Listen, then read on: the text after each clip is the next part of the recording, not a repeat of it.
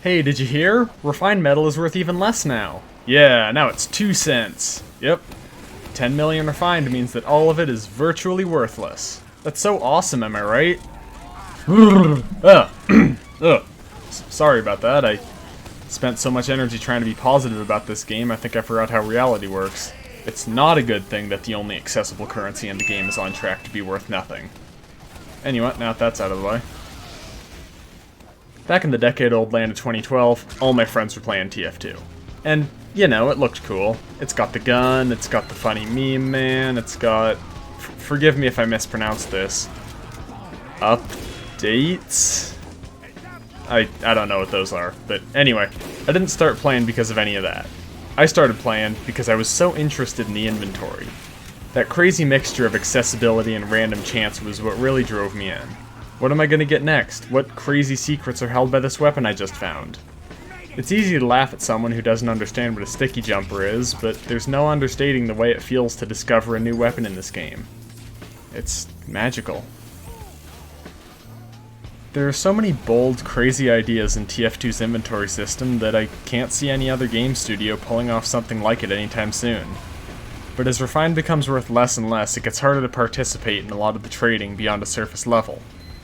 If metal, the only free currency in the game, is worth nothing, a lot of people aren't going to get to use the TF2 economy anymore. And if that was the case, why even have it at all? Now, bringing the value back to Refined isn't a super hard process, we just gotta get some currency out of the system. The big problem is that TF2 is really not good at that. You can craft weapons at a rate that isn't exactly ideal, and you can turn in 4 Refined for a random hat, which is a terrible deal unless you're trying to craft the Germa jump scare. So, we need to give people an incentive to get rid of some metal.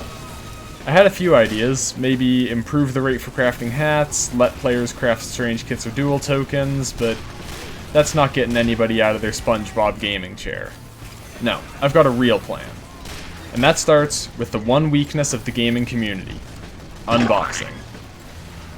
Now, if you're like me, opening crates isn't exactly a regular occurrence. It's expensive, and you end up with trash most of the time.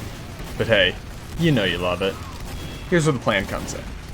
1 week event, 10 Refined to open a crate. You can do it as many times as you want with any crates you got. First thing, I know what you're thinking, why is it gotta be temporary? In-game events are hype magnets. Urgency is the name of the game, and presenting a time frame will not only get present players trying to take advantage as soon as possible, but people who've left the game will think about booting it back up to cash in their medal, and maybe even stick around to play some rounds. Hard to speak for everybody, but I feel like I'd be pretty happy to cash in all my metal to burn through as many crates as possible. So let me run through the pros of this situation.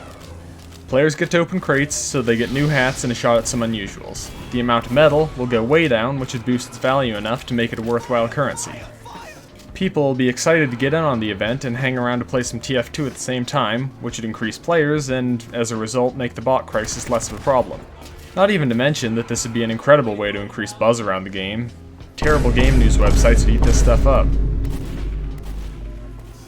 So, sounds like a pretty sweet deal all around. There's gotta be a catch, yeah? Well, I've given this a good bit of thought, and I don't think there is one. Let me address some potential concerns. Bruh, there's gonna be way too many hats on the market now! Oh shoot, I forgot about that! I'd better sell my mercenary grade sophisticated smoker before it tanks! Oh, yeah. Right. Look, I know a few hats would lose 10 cents off their price tag, but I'm feeling like that isn't too much to give up for reviving the economy, boosting the player base, and generating more hype than 14 localization updates put together. Bruh, but the unusuals! Look. If the unusual market survived the Great Depression, I wouldn't worry too bad. Plus, a lot of people who got unusuals from this probably wouldn't have one already, so they're more likely to hang on to them than anything else. Bruh, Valve wouldn't do this, they'd lose money! Hey, if anyone outside the usual 30 of you watches this, if someone on the TF team somehow sees this, and is for some reason considering this idea right now, I promise the benefits for this idea will totally outweigh any potential profit loss, which wouldn't happen anyway, because more people playing TF2 means more people buying TF2 stuff. You guys won't miss out on people buying $5 freedom staffs. Anyway, I hope that whole fake Q&A helped sell you on the idea. I have a lot of faith in this plan, because I have a lot of faith in this game. It would bring in a truckload of attention, give everyone some cool stuff, and most importantly, let the players have access to a currency that's actually worth something. It's not impossible. TF2 may be having a rough time right now, but I know that something crazy like this is the push it needs to become a huge name again. We have the power to make that happen. And the only thing that's missing is a little change. Thank you.